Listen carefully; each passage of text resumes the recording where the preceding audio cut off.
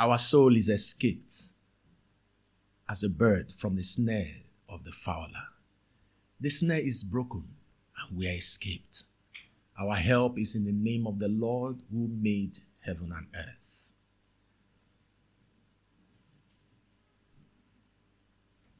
Welcome to today's episode of Free Soul Podcast. We have a free soul in the house, a very, very wonderful young man that I met some months ago, and I was so captivated with his story.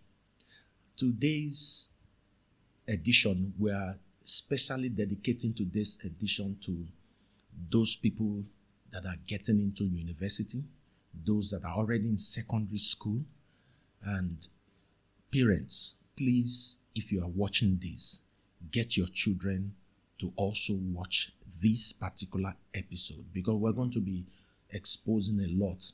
In one of our episodes, we talked about the uncovering the risk in higher institutions, some of the things that a lot of people don't know. So many young people, they get into cults, they get into addiction out of ignorance. So we're here this morning, today, to demystify some of these things, so that by the time they are entering into any higher institution in any part of the world, they are armed with this information.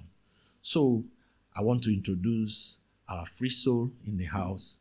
You will enjoy him. You will get a lot of information from him. His name is Ifeanyi Emmanuel. He's going to tell us more about himself. Ifeanyi Emmanuel, you are welcome. Hello, Nigeria. Hello, world. Hello, Africa. Hello, everyone from everywhere you're hearing my voice. I'm Ifeanyi Emmanuel. I'm happy to be at Free Souls. God bless you. Thank you very much for having me, sir. Thank you so much. Thank you. We're so excited to have you. Please, when I first heard your story, I just said something to myself. I said, whenever I start this podcast, you're going to be one of the people that I'm going to bring, so that you will share, the ministry that we run, the Reconciliation Project, going from school to school, creating awareness on the dangers and effect of cultism and addiction. So when we first came to your school and I heard you, talk, I said, no, the world must hear you. Every young person must hear you. Every parent must hear you. Now, I want you to start your story, how you got. Okay, your story. So let me not preempt you, but I need you to just, from wherever point that that can help us, let's build. Just, you're a free soul now. Yeah. So open up and let's talk. All right. Thank you very much, sir. And I must say, I appreciate so much. Being here is something very big for me. I appreciate it. When you came to our school, like you said, it was something I was delighted in my heart, because I felt people need to hear this. People need to be changed. People need to get this understanding, because there's so much about the secrets that are not uncovered. People get into these things because they don't know. Yeah, and they end up falling into it and then getting to realize that there was so much that they didn't know about it before coming. It becomes a trap. Yes. Right? So I was so happy. I was so delighted. It was really a blessing. And so to my story, all right, it's a story of how I was saved. Actually, God knows each and every one of us. He knows how to get to us, and he knows how to use us, right? And he knows how to save us from, like the opening scripture was the snare of the fowler. So I was young, very young, secondary school, always the good boy in the family. But then in my street, we found people who, they are into cultism. So they are cultists around the streets. And then, even when you can see these persons and then you identify them that they are the bad guys. Now, these are the bad boys. But then there's this unity among even those bad guys that you want to be in, right? There's this, they stand for themselves, and then you are beginning to say, oh, I want to have this kind of clique too. So that then in secondary school, since we associate with them, not being part of them, we are the people we grew up with knowing them that these are bad guys, they are cultists, but you have to greet them in the morning when you see them. You have to, so we understood how they did their things around, going about trying to show, that they are the boss of the area, So there's this thing it does to you as a young person. You want to, as young people, you envy being at the top. So anything you see that looks like being at the top, you want it, right? So there was this drive. Now we were in secondary school, and I had friends. We had cliques of friends that we would associate with. There's this my friend. He's now going to become a rap star, right? And then when he came into the school, we became so close. My best friend, I don't want to mention names. That is in secondary school. In secondary school, yeah. So we became close. We would move together. We knew about the cultists, especially the Vikings confraternity. So he knows about them. So when we come, we would discuss things that we know about them. It got us more excited, So we wanted more, more knowledge, more to do with these things. So we would talk, and then we started. He was, like I said, he's going to become a rap star, right? And so he introduced me to music and learning to rap. Now, as a good, maybe sharp child, you'll be able to do the rapping. So I was learning how to rap then. So he would bring songs. I began learning songs. For him, he wrote. So he would write his own raps and then make it. And then I'll look at that. I couldn't do that, but I could learn the Wayne. So I'll go and download the Wayne songs. I'll go and download. And then the lyrics of these songs too have an impact on your mind, because you are learning the lyrics of persons that are telling you smoking, drinking, So I will learn those raps, and we will do rap battles in class. How many songs have you learned? How many raps can you deliver? They'll give us beats. We'll do all of that. And then it was building something. Now, I figured if I could do the rapping, because I was so drawn to this clique.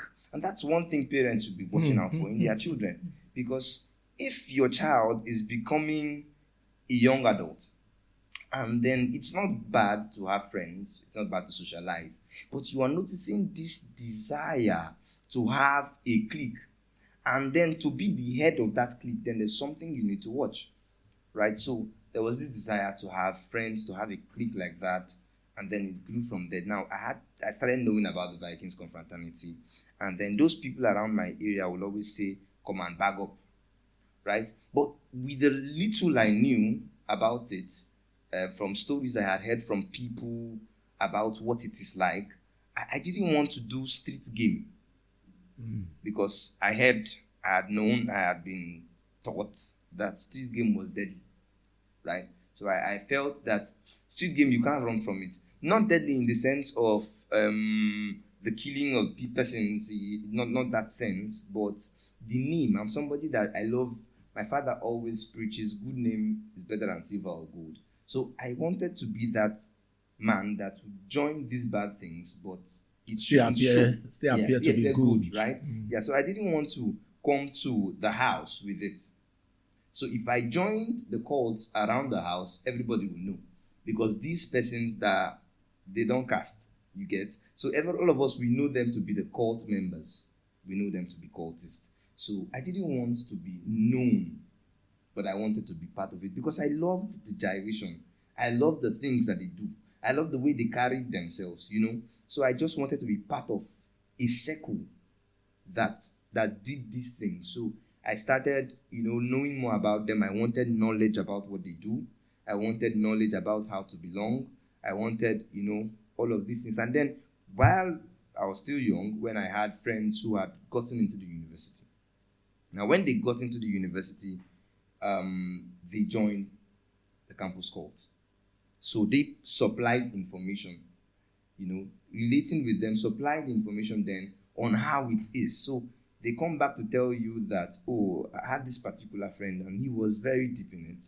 Actually, he said he joined because he was molested. He joined because they kept abusing him, they kept pressuring him, They kept, they come take your phone. That is while he was in university. While he was in the university, Okay. they come take your phone. So he felt the need to join this thing because he was like, if you can't beat them, you join them. them. So it was like a form of protection for him. He wanted, to be protected from all this bullying and all whatnot. Okay. Exactly. So he joined because of that, but I was not aware of the information why he joined. I didn't even want to know. Of course, they won't tell you everything. Yeah. Just later I got to know why he joined. My problem was not why he joined. My own was that I want to join. Like, I didn't expressly discuss wanting to be part of a cult with him. I didn't do that. But there was that desire. So when he comes back, he will tell us things that they have done, how they went to this place, they went to bracket this so and so boys, it was sounding more like they were the big boys, So I wanted to be part of the big boys, And so he would explain how they are protected, that they are, he will say there are over 500 baggers in, school in NDU, so I'm a Soma, and then, I was like, okay, at least so, because there's this normal notion that about the cultists on the campus, how security is going to be an issue, but when he began talking, he said, how many people can you kill? How many people can you catch? So I felt this, okay, there's going to be security. I'm going to be protected in a way. It depends then on how I comport myself, how I carry myself, So I was having this information, plus that he was, into certain other things. He was backing up himself with the voodoo, the juju way, So he would come home and do certain things that we would see. Before me, at one point, he came home and then he put on this necklace that he put on, and then he asked us to use knife on him. You literally use a machete and you cut him and it will not penetrate his body. You will only see that place just come up to show that something was done there, but his skin won't tear. So I was, I didn't want to do the juju thing, but that was still motivation for me. So I went back then. I would want to know more about these things. What excited me the most was the fact that they had orientation. I told you I started from rapping. Yes. So it looked more like the rapping, but these things that they say, kept being so beautiful to my ears. To me, I wanted to learn them. I wanted to know more about them. They were like rhymes. Yeah, exactly. They were like rhymes. So one of those days I came back, I was searching the Vikings, and then I stumbled on this site, www. I don't know whether that site is blocked now or is still operational. And then all you see is just persons bringing their own cabs, that's what they call their orientations, right? The cabs and all of that. And I would sit down, I would look for the best ones, the long ones, and I would learn them. And I would rehearse them over and over and over and over. And I have forgotten most of them now, but I know. At that point, what class were you at that point? When this was within my SS1. Okay. SS1. So from SS1, you have already started, building this, notion. Exactly. GS3, SS1. Oh, from even GS3. Yeah, GS3, SS1, because that was when these friends came. Sorry, let me take you now. You get back to that. Now. Secondary school cultism. In the school that you went to, how was it? Now you talked about the street. You understand? Cultism, like I've said in one of my videos how cultism moved from campus into secondary school and now gradually creeping into university. It's on the streets right now. It started from the university, and their recruiting ground is the secondary school. So in your secondary school, because if all those things, was there, any cult group in the secondary school that you belonged to? Okay, in my secondary school, there was none. Okay. Right? The secondary school I went to was a very clean one. Okay. So it's more like a private school. Yes, a private school. Most of these private schools, they try as much as possible to keep this thing away from their schools. Students. Yes, but forgetting that most of these people they go home. Exactly. They have people at home, like he said, street cults, most of them that are in public schools, because that is where it is rampant. Yeah, but they still have persons infiltrate. They still have persons infiltrate. Yes. Some of them somehow, secretly, recruiting. So when they go out, they don't operate, especially in private school. They don't actually operate in school there.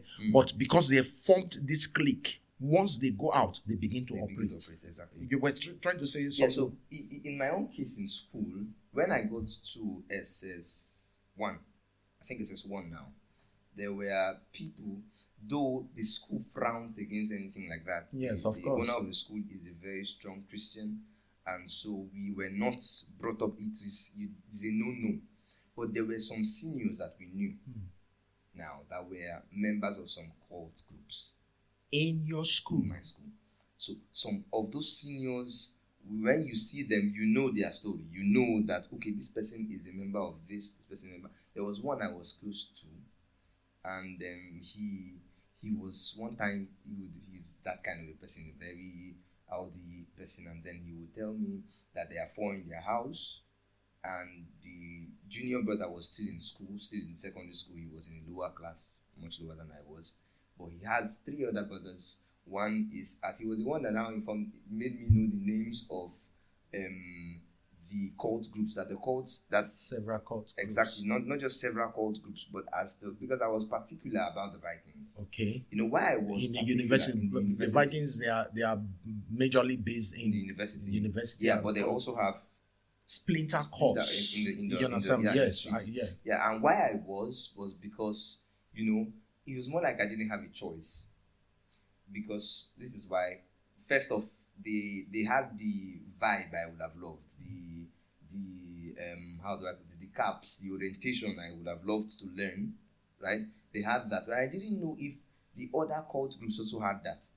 It's virtually the same everywhere. I didn't know, but then these cult groups around my area, they will usually tell me, there's one I know that will usually say, Ifeanyi, come and join, come and bag up, come, we will bag you up, And when you say it's not, I don't want to do that now, I want to, he will not say, make sure, see when you enter school, join another one. Because when you come back home, you come back, now me go kill you myself. Hi. So that's thought of, okay, if I go to school and I join another group, I will not be able to come home, because if the information should get home, I will become a target. It wouldn't be so good for me, right? So that's why I said, okay, so we have one we are working with, we stick to the Vikings confraternity. I wanted to join that. So this my senior, he was the one that now informed me that inside the Vikings there were names given to each school. So like UST, Uniport, there is the Alpha, there is the Beta, there is Sita. I think that's the one at Ignatius, and then all these other. So more information will make you feel like even when clearly you were still a novice about certain things, but when you have information, you tend to, I know better than, because it is not only you that has this. You see, when you're coming up among the cliques, we discuss these things, we talk about these things, we talk about orientation, we talk about these things, right? So you will find that there are other persons too that are getting to know about cultism. They too, they are implicitly, but you know more. So because you know more, it's more like you are more powerful. Yeah. So there's this that drive that continues taking you. So I found out from him that there are these other things, this other information, and he told me that his brother was in this other cult, in the same cult, same Vikings, in this other school, in this school, and he would keep giving me. He started giving something I loved, the orientation. So when I come around him, he will say, nobody born, this one, that one. He will say all of those things. And so we would talk. Although I didn't like the way he was so rowdy, the way he can be so violent with so many things and all of that. But I love the fact that he can give me those orientations. Let me tell you the reason why he's that violent now. Cultism is a spirit. It's a spiritual thing. I keep referring you back to my videos. That's why I took time to make this video, so that by the time we bring free souls that will come to speak, you'll be able to relate with what I'm saying. Now, the reason why is violent. One of the ways that you use to identify a cultist is they are hostile, they are violent, is a spirit. You know, the last episode that I talked on anger management, that spirit of anger came. So they are different. So that is the spirit that he was manifesting. There is a spirit inside of him. So it's not as if naturally he's probably that, violent, disposition was not actually in him at the beginning, but it was from the day he was initiated that spirit entered. So it's a spirit thing. Continue, my dear. So he would speak about these things. So he didn't know I wanted, but I was loving what I was hearing. I was loving what I was getting. I also had a cousin that was in it. From him I would hear songs. Oh, their songs can be so, at that time it was so sweet to my ears. There were some I wanted to learn, so I wanted to hear him sing it more often. So I would also go to YouTube to try to learn songs. There's this, I wish I could sing it. I know to them. There's no need for all those ones. Now, so I would learn those songs, and I would go ahead singing. I would go ahead reciting, so that I can be able to memorize those things, because I had heard that in the initiation process you need to know orientations, right? They will give you orientation. So I wanted to not be a newbie. So I wanted to go in there, and then there was this quest in me. I wanted not only to be, I didn't want to be the cultist. I wanted to be the quiet cultist. The person that would come into cults and into campus, and when I joined a cult, I didn't want to do that in the secondary school. Which would have been very impossible. Very, very impossible, right? Very, very impossible. It was later I got to understand. Good. It was later I got to understand, because when I was thinking, because they always say, that my friend will say, cultism is not something you carry for head. You carry them for hand. They carry upper for head. You carry them for hand, so that when he heavy you drop them, right? So the idea was just be the guy that attends maybe meetings, right? And paying dues. I didn't know about paying dues. I'm going to come to that. These are the things that they will never tell you. They'll never tell you. They will never tell you all these things. You understand me? If you are from a story right now, so they will only expose you to the exciting things, those things that that excites. But the deep things you will get to know from the day of your initiation, and that's where regret comes. Please continue. Right. So I just got excited about the things I got now, and then I wanted to join, but then I continued building on my knowledge, right? And then it got to when I was going to write JAM, when I was going to write WAEC, and this is the point where God began to come into the whole story.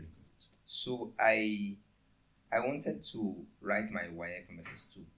I wanted to just get into the university. My dad I was a bright student. Yeah, still bright. You are still a bright student. I'm a bright student, actually, by God's grace. So my dad had always informed me that, okay, you're going to write WAEC from SS2. You're not going to do SS3. So to me, SS3 was calm. Right? That was my thoughts. So I started reading ahead. I started reading ahead of time. And then I wrote JAMB when I got to SS2 now. So I started reading ahead, I wrote. And then when it was time to write WAEC, I traveled. I didn't register in my school, because at that time, you cannot. I can't register in my school. Yeah. And then going outside, I didn't even want it to be known. So I went to my village, when I went to register the WAEC, and I registered there. I went down, I wrote the exams, and then I wrote JAM that year from SS2. I think that was second term, SS2, just the beginning of second term. That's when JAM came in. It was later, JAM first before WAEC, right? So I wrote JAM, and then the results were out. It was wonderful. I was applying for law in university in that year, and the result was wonderful. What was exceeding, it's not what I had in mind. It was not at the point I had it in mind, because I was expecting 280. That's what I wanted, but I had it 260. But it was still wowing, because this is somebody that I didn't expect to get up to that. Now, I wrote that exams and I had that. Now, when we were expecting WAEC results to come out, WAEC results came out and I cleared almost all the papers, apart from one, literature in English. And that was a prerequisite. And that was you must have your literature for your admission if you must study law. So, and I had that a D, so I couldn't use that result, but I still had faith because I was going to walk out of school before SS3. Right now, it began to bring some certain things in school, secondary school. Then, because there was something that happened that had not happened before. We were 8 or more than that writing from SS2, and most of us that were writing are persons that they expected to give prefectship in the class, right? And then you were writing. It was not planned. I didn't plan with them. Their parents did it, but now that it's more like everybody's doing it because we registered in different centers, right? But the school took it as an alarm, why are we doing that? Why are we going against the school?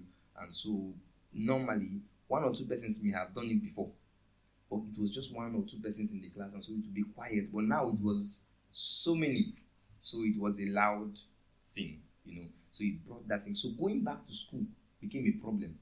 Because on one of those days I came to school and they were like, this person is calling you. I went and that teacher would shout and scold us and say, we are doing so badly. Why will we do this? I go to this other place where that. So it brought that whole thing. It was a big issue, It was a big issue, kind of. And so going back to school, I was uncomfortable, because they had some teachers that started making fun of us, calling us dropouts. I mean, going back to complete SS3 right now. Yes. So I making that admission was... You were so sure. I had to. Yes. It was making that or nothing, right? So I wanted to make that admission. Now, at that time when I was writing as well, I was writing with some of my friends and cousins. My brother was also writing within that year because his had been delayed. He didn't get admission the first time he wrote. My cousin as well didn't get admission the first time he wrote. Now, this my cousin is the brother to this my other cousin that was in court, right? Now, so this my cousin too that was writing with me also had the desire to join because the brother must have also prepped him, and perhaps, right? So he also had that desire, and so I knew of it, and he knew I too had the desire to join. So he was going to join in his first year. His mind was settled. So it was, I stepped into this university and I joined because he had already that excitement and everything. But he didn't get admission in his first year too. He didn't get admission in the second. So he wrote with me, and then we were expecting that admission to come through. So the plan was and I also heard that they had already made plans for him to join. They had already met with the senior members of the court, introduced him to the senior members of the court. So the only limitation to him joining the court was that his admission had to be certain. They had to be certain of his admission because they usually say, how do they say, admission letter must come board, right? Mm-hmm. So the admission letter must come, and then you are certified that you are admitted before you can join the campus court. So that was the only limitation he had. He had met with not just, when I mean senior ranking, I'm talking about the number 1. Yes. Right? So he had met with the person, and then they had called him, they had exchanged contact. It was just, when you're sure of your admission, call. We'll do the rest. So I was certain that, okay, I have a forerunner. He goes in, and then he comes out with good news for me. He had joined. I can, through him, join. Now, since he had the connection that brought him there, he's not going to join as running with the small boys in the court. That's what he thought. That is exactly what he thought. Until you get to the initiation ground, you discover that you're on your own. And that's the thing people don't know. They will not tell you. That's the thing people don't know. So they will not.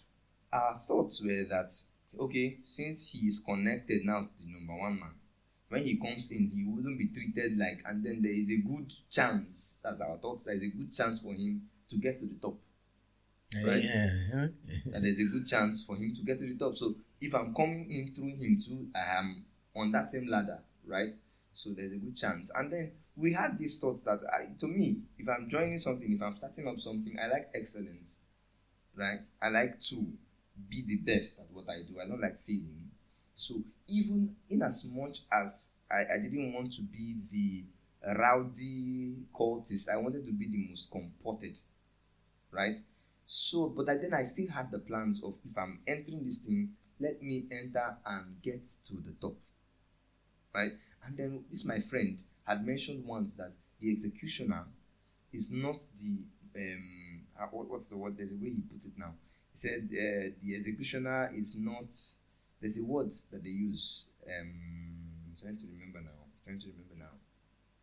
This word for violence now, like for rash, the executioner is not I've forgotten that word, but the most coordinated. Okay. It's not the most rugged now, but most coordinated. So to me, there were chances, so I don't want to be the most rugged, but let me be the most coordinated. You understand? So I'm hearing stories about how they go about, how they went on this trip and they had guns with them. They went there and they almost caught and all of those things. It should make you scared, but rather it's builds excitement, and that's why I truly believe that this whole thing is sponsored by a spirit. Yes. The Bible says that faith cometh by hearing, and hearing by the word of God. So faith cometh by hearing. I interpret that as a general rule, that faith in anything, believe in anything, comes by hearing. What you hear continuously. Continually, exactly. Because the Bible says that God made lights, and he made them to signify time. Yeah. And then he said that those lights should rule. So he made time at that instant to regulate. So what you hear is also bound by time. So you have to hear it over and over. But if you hear it and then it is you believe it immediately, then there's a spirit behind it. Because spirits are catalysts. They speed up reaction. Right? So there's just this yesterday. I was and I'm just going to say this and I'll continue. Yesterday I was in a shop. I wanted to buy something, mini supermarket, and then a man came to buy cigarettes. A pack of cigarettes. I've forgotten the name of that cigarette now. But on that pack, there is smokers are liable to have cancer, not die young now. There is a picture of someone that had cancer. The mouth has scattered, and then you see it's irritating to look at. But that man is still buying that cigarette. On the pack of the cigarette. He bought the entire pack, right? So you can literally see the inscription, the picture of what this can do to you, but you're still doing it. So when I was talking to a friend that night, I was saying it is not about what we really need to communicate God to a generation. Exactly. We need to communicate God to a generation, not just morality. Because if you keep speaking and speaking, it's good to speak, but you need to communicate a spirit that is able to compel. So, just like you said, that this thing is a spirit, and that spirit is given to you at that initiation to make sure you are compelled. Exactly. We need to hand a spirit to men, because this man is literally seeing a warning and he's still going for it. What on earth would make you see danger and you are still going for it? Right? So these stories were dangerous, but they were exciting. So I knew that, and I went ahead with the flow. So to me, he's the forerunner, and then within the time when he would have his own, and when we wrote for that year, he was having, I was noticing a bit of change of mind, right? He was no longer that excitement is no longer there for him, But then to me, I was like, and he's one of the people that inspired you. Exactly. For him, go. To me, go, and then I come after. So I didn't. So we wrote that exam, after we wrote, the results came out. When I saw that result, when I saw the D I had in literature, I was heartbroken. It broke me, and I just wanted to know what is the next available route. What is the solution to this now? And so they said, okay, that I should write GCE. That if I register for post-UME, I write post-UME in the UST, and they said, okay, post-UME determines even more than your JAM, because your JAM is divided by 8 added to your post-UME score. So whatever you make in post-UME, if you're able to have a good score, you have a good chance of having the admission. And so you can have that and then write GCE. Now when your GCE result is out, you can clear, because you need the result for clearance, right? When you're in school. So I went to write GCE immediately, and I prepared, I registered for post-UME. Post-UME forms came out, we registered, I went to write the exams. I had, I think, a 29 or 30 in post-UME. Bringing that, my composites together was 65.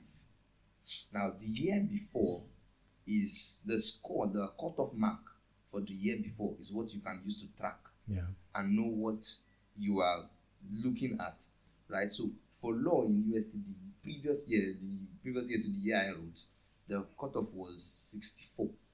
So when my composite was at 65, I was happy. To me, I was fulfilled, right? Now, my cousin wrote, and he had a 290 something in JAM, and then a very good post-UME, I can't remember the score now, and then his composite was far much higher than my own. I think whether 69 or 70 something. Now, he had that, and so we were both expecting the admission. For a plus, his mother's elder or junior brother, now I can't tell, but his mother's brother was the vice chancellor of one of the schools in River State at the time. So he gave us the connection to the vice chancellor of River State University, and he sent us to the man. And then we went to the man's office. That day we went there, I now discovered that Jesus Christ, the vice chancellor, is like a governor of the state. There were so many people in his office queued up to see him, and then, he wouldn't see anybody. But to me, it was God making a way. Immediately they saw us. We found one of the workers there that spoke our language, and we spoke to him, and then he said, okay, let me relate this to the secretary. They related to the secretary. The secretary came, called us, and said, okay, are you from so and so person? We said yes. And then they granted us free access to the man. They asked us to get JAM, score and all of those documents. We gave it to him. So in my mind, I have met the number one person on campus. I've met the head of the school, right? For as long as River State University is concerned, I know it's still headed by the government, right? But at that time, my mind, I met the number one person. Admission is sure. Right? For law, we wrote our departments, we wrote everything. I was expecting the admission. While I was expecting the admission, I was expecting the GCE result as well, that we used to clear because it was not yet out. Now, the GCE results came while the admission was still in the process. I think whether while the admission was still in process or, right? So, when I was registering that post-UME, there was something that they advised me to do. They said, the person that I was registering from said, don't put in your, let's not upload the D in the digital. Okay. The advice, they said, don't upload the D. There's something I can help you do. I was still a newbie. I wanted everything possible that I make that admission that year. I just wanted to enter school. So she said, let us change it to another grade, so that if your post-UME comes out, your GCE, we can quickly do the change, and then it will still fly. And I was like, you can do that, beautiful. So I had removed the D obstacle. Oh gosh.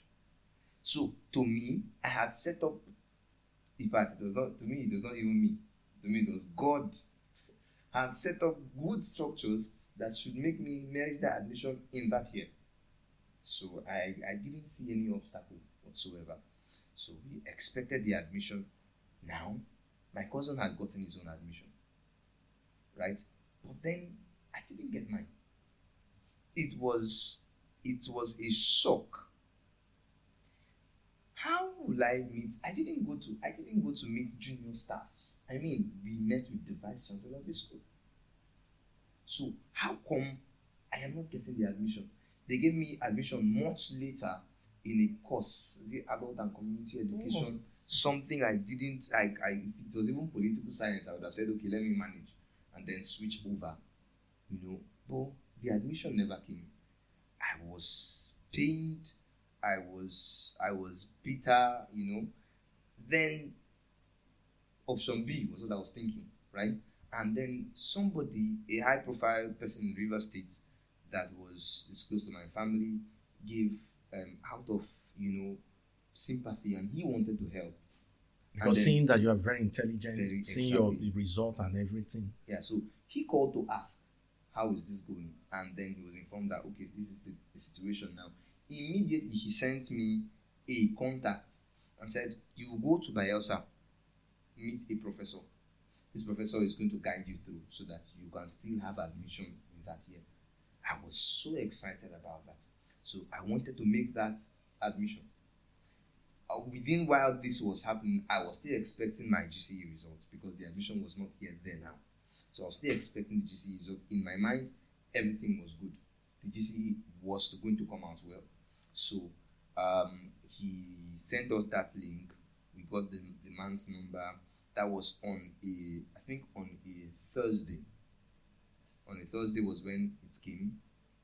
I think it was on a Thursday or on a Friday was when that call came in. And then he said, go to Bayelsa tomorrow. Now remember I said that Bayelsa is where this my friend's school. Yeah. So when he said go to Bayelsa, I was excited. At least you meet someone that is already there. That will make the way for you very clear. Easy. And another advantage I considered it brought was I get to do it far from home. Now I'm no longer within the confines of Port Harcourt because I live in Port Harcourt and I was going to school in Port Harcourt. So if there's anything, I am far. I'm far from home. So no news is coming home that Ifeanyi is a cultist. So I'm doing everything far from home. So I was excited at that news. I said, okay, at least I get to meet somebody. I'm not going to struggle within the first year. I'm going to stay in his house. He's going to guide me through everything I need. And then he will be, because at the time, he was already whether number 6. Right? He has grown in hierarchy. Exactly. And then he mentioned to me once that there are over 500. And so somebody that is number 6, you are thinking that, okay, assurance covering, So to me, I'm going to be protected. To me, I'm going to be, all of that. Now, all this was playing in my mind. I made sure nobody within my family, nobody within my household knew. It was just me. And that's why parents need to be more intentional about children. Very important. Please let them know, please. Be more intentional about children. Find out the friends your children keep. Find out the things they have quest about, things they are enthusiastic about. I mentioned when we started that if your child is beginning to have cliques, it's not so much a bad thing. It's good to have friends. But if there's this quest to become the leader of that clique, the head of that, then there's something to watch. It's really something to watch. So find out what drives them. Find out what moves them, what they want. Then you can know how to direct that energy to the positive side. So we continued going. I went on with it. I was resolved to go to Bayelsa, to go do the admission process, make sure everything was in place.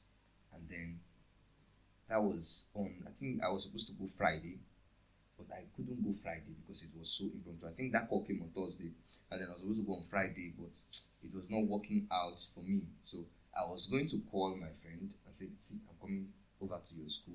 I needed to put things in place, transportation, welfare, everything needed to put in place. So I couldn't just get up and start going to Bayelsa. So I said, okay, I called Prof.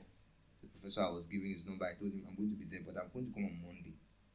And so he agreed. He said, okay, no problems. When you come, I'm going to stay at his house. We are going to put everything in place. It was a beautiful opportunity for me. And so I planned to go on Monday. Before then, I was okay, had the desire that I'll call my friend and tell him I'm coming. On Friday, I couldn't go. That was when I knew. From that Thursday, I didn't yet know that I'm going to go to Bayelsa. I still plan on going the next day. It was on Friday I had this firm resolve that okay, it won't work today, and I didn't want to go over the weekend. Then in all this, let's try and bring it all together. Now, the Bayelsa admission eventually did not work out. It didn't work out. But I want to point out something, what God did. Because I had it so much in me to go down there. Saturday, I went to the market. There's a market where this my friend, they do stuff in the market, they sell, and so I didn't know he was in town. Okay. I had no idea he was in town. The one that is in Bayelsa. In Bayelsa. So I didn't know he was in town. So going to the market, I went to this other friend, a girl. We went there together, and I didn't know he was in town. And it appeared he was in town because they were having problems in the cult. So he was in town because there was an issue. So when I went down there, I didn't know what took me there. I cannot explain to you today, but I know I went there.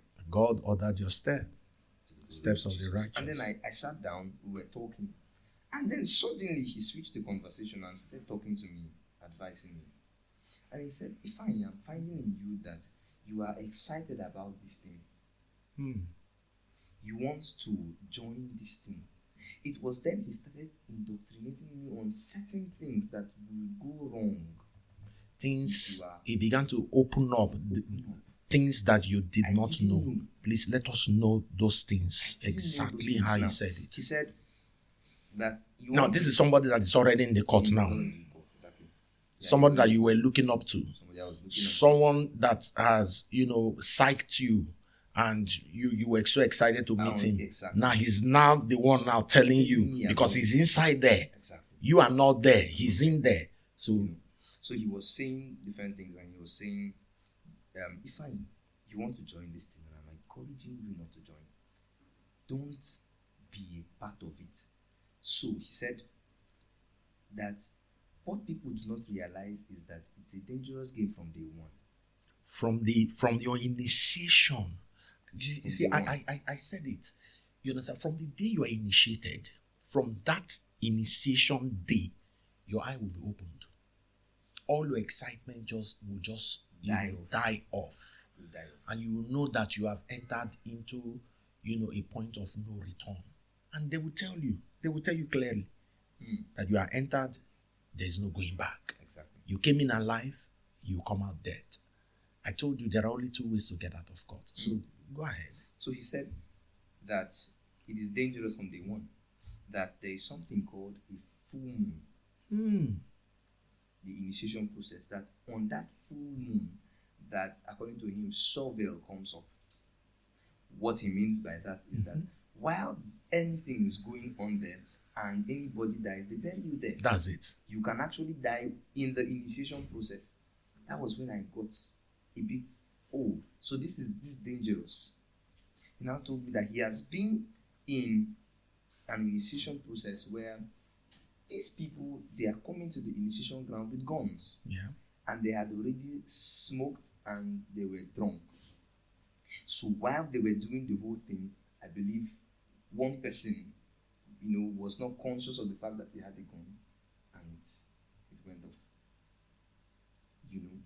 And then if that thing hits someone that is not yet a member, you will be buried there. Nobody would know how you died, how anything happened to you. Nobody knows.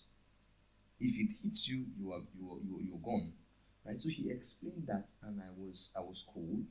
I sat down there listening to him, and then he began telling me that there are times when he said nobody is fighting in the court for you because they love you.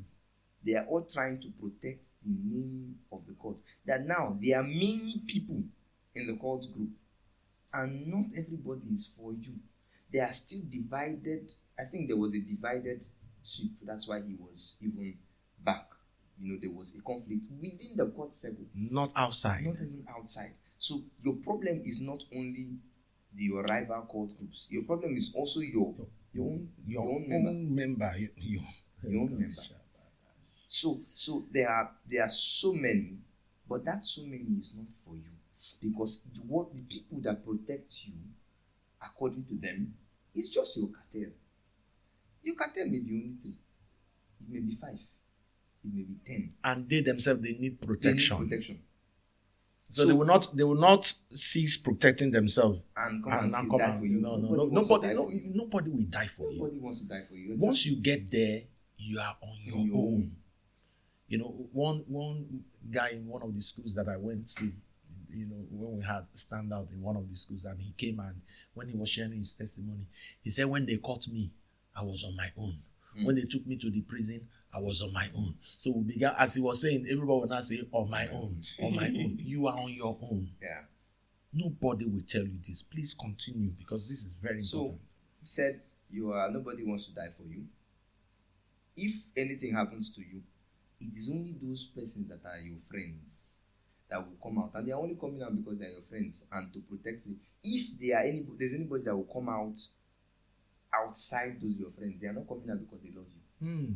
They are only coming out because, they are not coming to, according to him, they are not coming to say, we want to fight for Ifeanyi. They are coming to say, they have just dropped a bagger. So it's not to protect you. Nobody loves you. It's about the name of the court.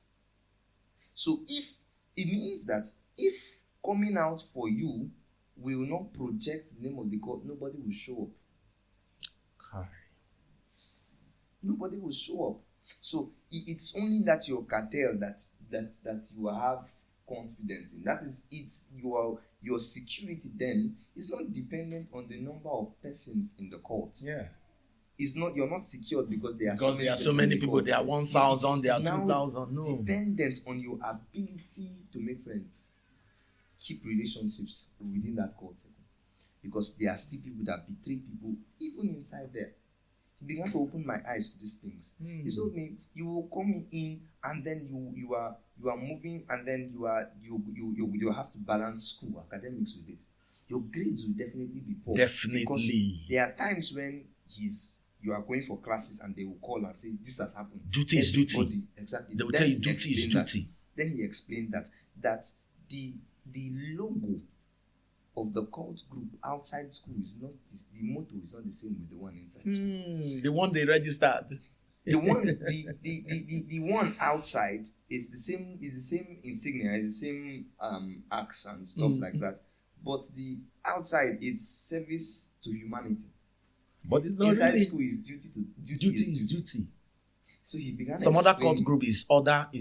So many they have, but yes. But the most important thing is that you must carry out, once there is an assignment, you must carry out that assignment to the letter. He began explaining that balance, and he was saying, inside the school, outside is service to humanity. Inside the school is duty. What that means is this: once you are there, anything you are told to do, you must carry out. Even if they ask you to kill your father, you must carry it out. Even they ask you to kill your brother, you must carry it out. And if you don't do that, they will take it on you. You must carry it out. So you have to fulfill that duty that you are assigned to. So if you have a close friend and they say, "Is this your close friend that is our problem now?" You will have to kill. You will have to prove. Even if they don't give you the gun, you have to provide information for that person to be killed. And so I sat back and I thought about it. And after he gave me all this advice and he said, "Ifeanyi, don't join," he didn't know that I was supposed to go to Bayelsa on Monday. And this was happening on Saturday. He didn't know that I was going to go to Bayelsa on Monday. And so he was now the one informing me of how unsafe that place was. And then he also mentioned some other things that were happening within that time, the flood, the this, the that should discourage me from, going there. But primarily my joy was going there to join. So now he had knocked me off balance. Yes, bust that balloon. Exactly. And then he also mentioned but he didn't go expressly that they can declare that people should bring. I didn't know that they pay dues. In fact, that would have been the worst part of it for me, because how would I have coped? Because you must pay your dues. You must eat with paying dues. I wouldn't have been able to cope with that.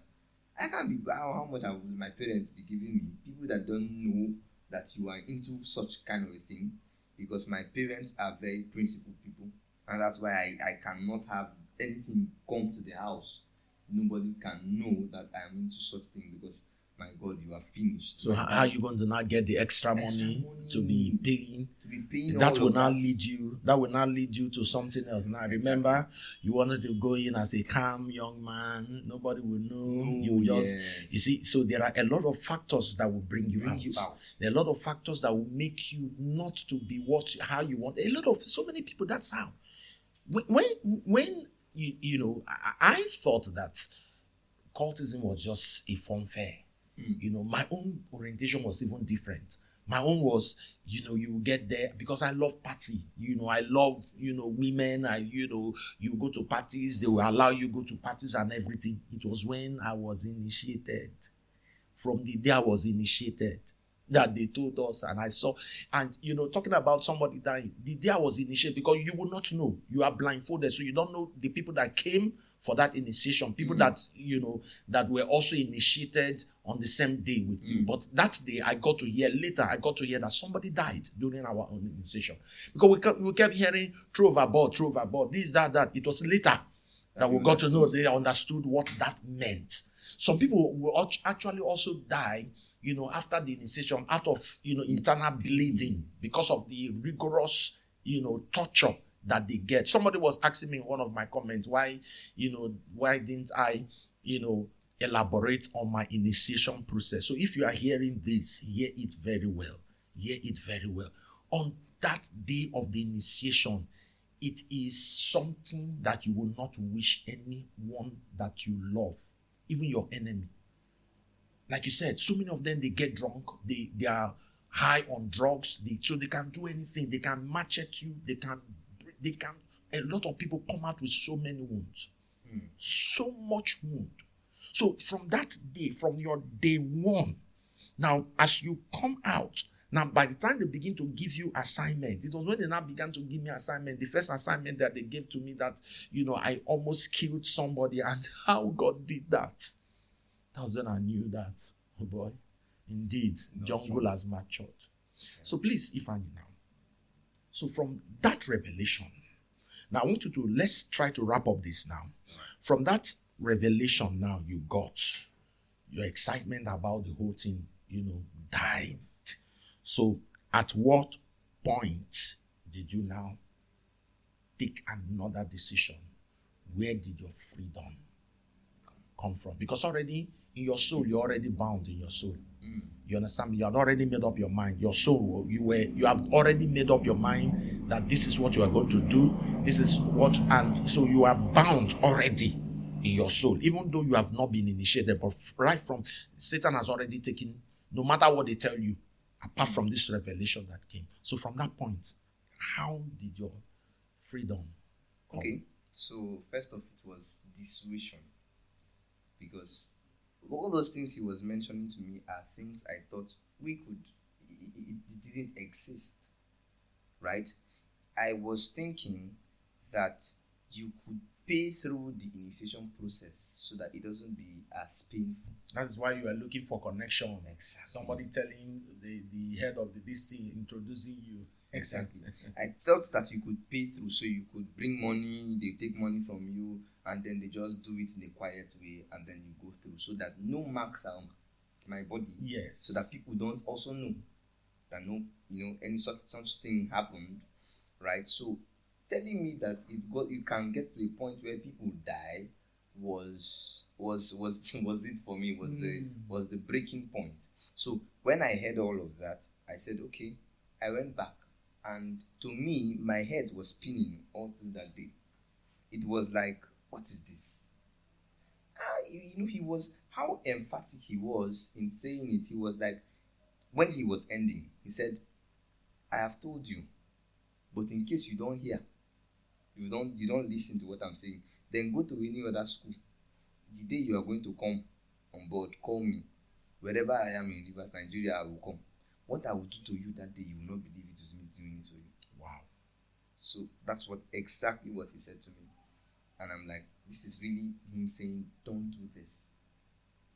Don't do this. You will be going to class, they call you, you have to carry gun and start looking for people. The insecurity, you are not safe.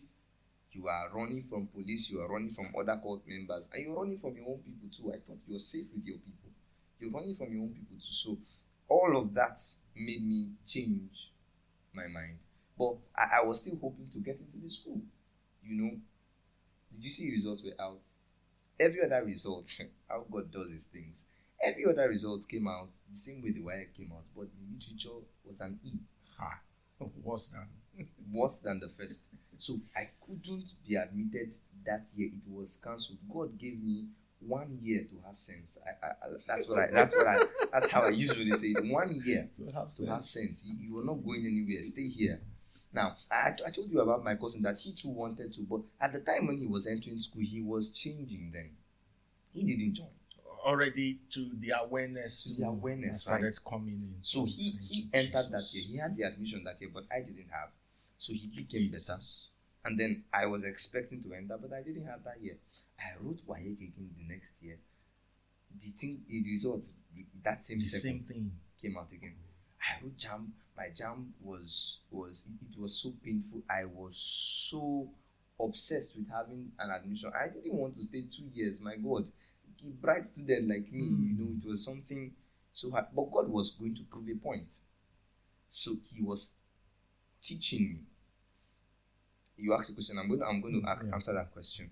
God was going to prove a point. Now, in the second year when I wrote the exam, I had 256 in JAMB. I had 260 the first year, 256 the second year, and that Sunday was one of the worst days of my life.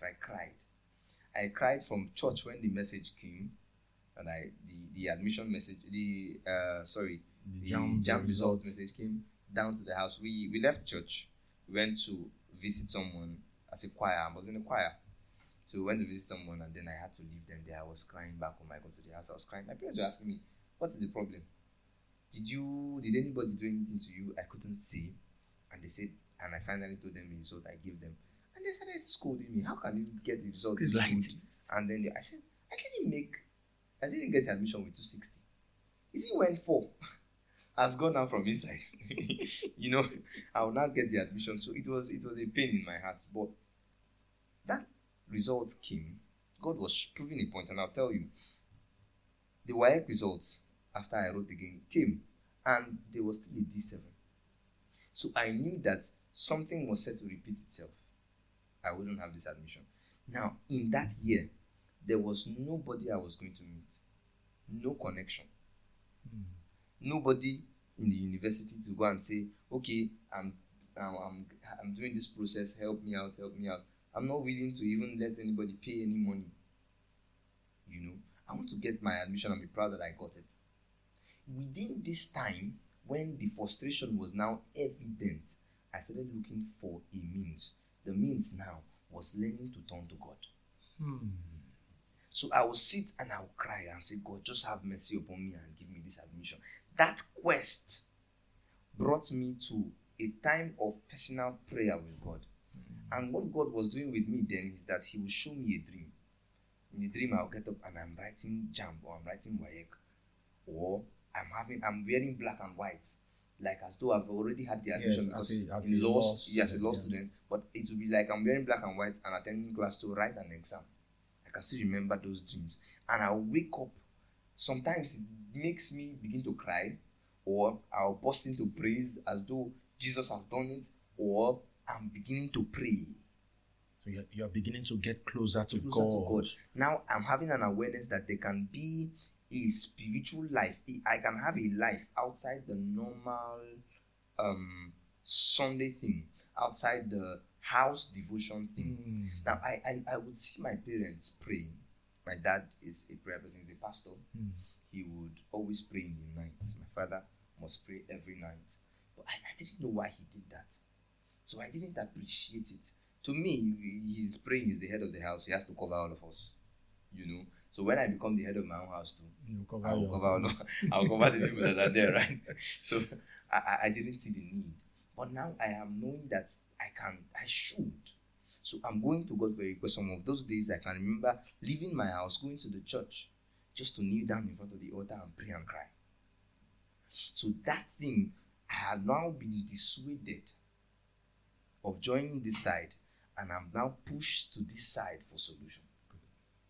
I'm pushed to this side for solution. So I kept doing that, praying, and then I was somebody that people looked, you're supposed to have had admission by now. You're not getting it, because people knew me around my street. That was where I grew. I was born in that place. I grew up in that place. People expected that you are done with secondary school, so they will always ask you how far. My uncle, and I can remember him being very worried about it. And I always, when he sees me and asks me, it brings me to tears, and I go back to God. So I started developing a spiritual life now, because of where I found myself, right? So now I have been dissuaded from joining cultism, and then I'm tilting to the spiritual side. I wrote pursue me that year.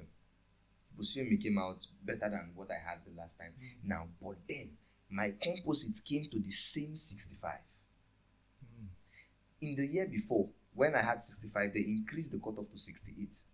So there was a reason why I didn't have the admission. But then I had made connections. So the connections were to work. So even if they increased it to 75, I was still supposed to have admission, because we are in Nigeria, and I don't want to say some things, but we know, slots that these people have and all of that, privileges. And so I thought I would have been able to ride on one, So that year I had 65 composite, but there was still a D in my result. Now, I didn't know I had written GCE. But have I written GCE, or the registration time was already closing also. And then it was at that time that the person that was doing my processing now mentioned to me that there's something called NECO GCE. I had no idea. Immediately he mentioned it. I said, there's something called that. I said, okay.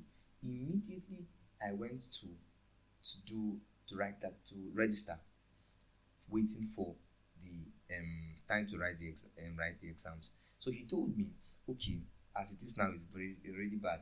What you have to do is, while the admission, if it doesn't come, do supplementary, go for political science. When you are done with 1 year, you can switch over. And then I thought, okay, I was waiting. I didn't buy supplementary before the admission came. So the admission could actually come with a D7. Why didn't it come the first year? It could actually come with composite of 65. It didn't come the first year. It could come with a lower JAM score. It didn't come the first year, because God was doing something. God was doing something. It's why I call my story a testimony, because it was just God planning it all the way. So the admission came. I accepted it. The person that was processing it for me said, "Why did you accept? You were supposed to buy a supplementary. That admission is this thing. What? Do you know when you write the exam? Do you know when he was bringing up things that should make it an impossibility and impossibility?" But I had the admission. I was going to class and I was writing the exam. When I wrote the exams, the result came out, and the results had no defect.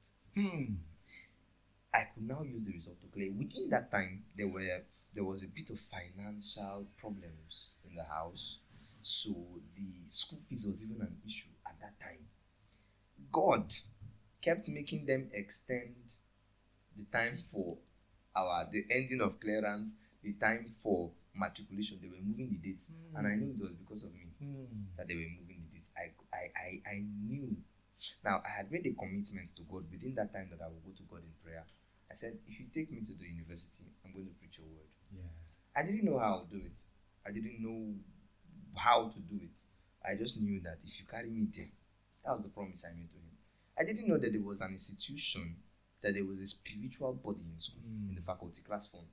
When I got there, after my first year, I saw class phone. I said, okay, an opportunity to fulfill my promise. I went to them. I said, how are you? Because there's a pastoral team in class phone that pastors every class. Every morning there's a devotion.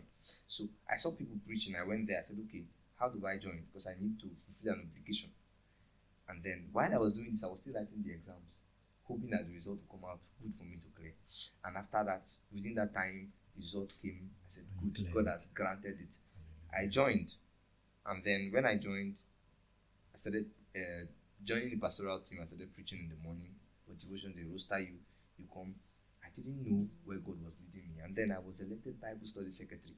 Now I have to preach. Yes. Right? Now you have to fulfill that promise I made that to God that I will preach the gospel. I was elected Bible study secretary. I was re-elected again Bible study secretary. So I served in that office for 2 years. And at this point right now, God has really established you. And because, how I met you, now you are also a crusader. You are, talking against, the dangers, preaching the dangers and effect of cultism, trying to dissuade other young. Now, I need to look at the camera, look at the young man. And I remember I told you this particular edition is dedicated to young people, those that are about to enter university, and that their parents should also. Now, look at a young man that has the same,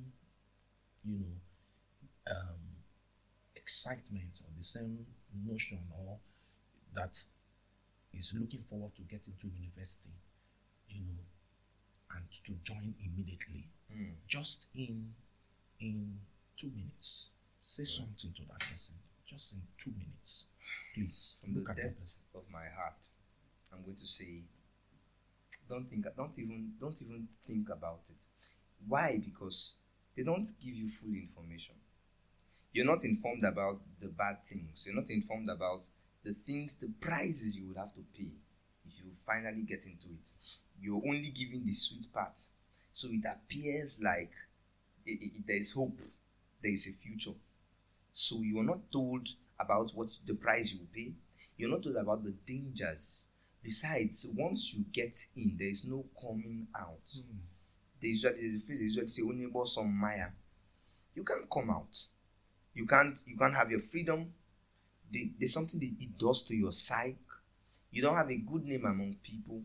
You are in fact you are in a cage.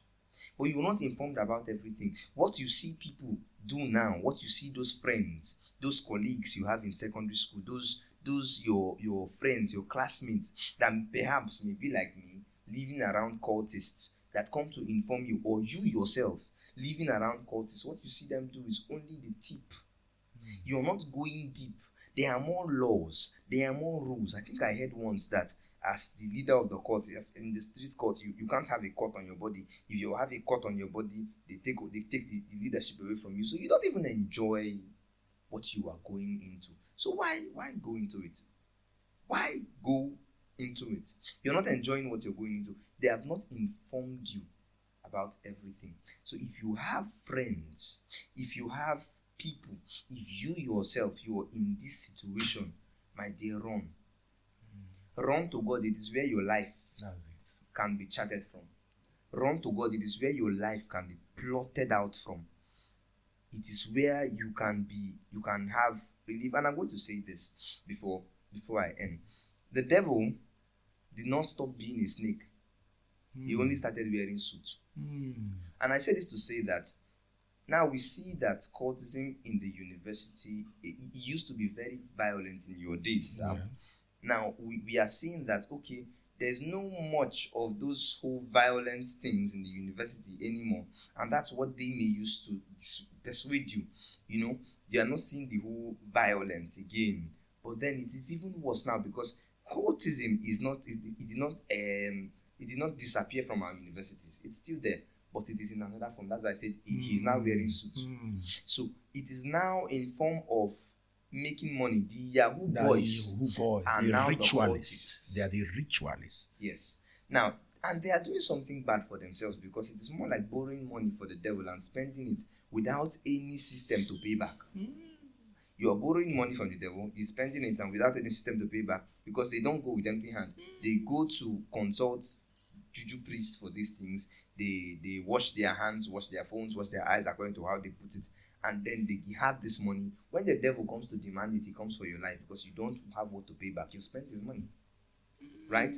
Now, so if it's these Yahoo boys that are now the cult members. So, because there's something that money comes with. When you have money and you're a young man, you want to associate, you want a clique, you want to spend. So, they bring you into it with this, come, I will show you the way. So, if you have friends now that have started doing internet fraud and are now telling you, okay, we can teach you, because that's what it is now. They bring you in to teach you how to do the internet fraud, and before you know, you are joining a cult. So it doesn't appear to be a cult where they show themselves now. In the last final day of examination in school, you see cars coming to school, and the school authority has started frowning against it, and they are putting in measures to stop all of that. But you see cars coming in, they are coming to celebrate their own. They are coming different. You see different cultists, different cult groups. They want to come and pick. The competition now is which cult group has more cars, more money, more people that are into this Yahoo thing. So they are how they lure you in now is the quest for money. Are you inquisitive? And parents, check your children. Please check your children. Are they inquisitive of how to make money from a young age? It is the place where the devil can get to them from. If you are in so much in a hurry to make it, when they bring you in, they'll tell you they will show you how to make the money. And when you join, before you know, you have landed in a cult group without being aware of it. So check your children, check yourself. Are you inquisitive of making? Say something to someone. Say, there's this drive, there's this desire. Let someone help you. Get a life coach. Get your parents involved. There's something about it. They always tell you not to tell someone. It thrives in secrecy. Yeah. They always tell you, don't tell anyone. In case they have bracketed you, they have brought you to a point, they have tried to convince you, they will say, don't tell anyone. Don't tell anybody. Say something. It is for your soul. It is for your life. It is the way you escape. You want to be a free soul. I'm sure you want to sit down in this chair. I'm sitting down one day to state something to somebody else tomorrow.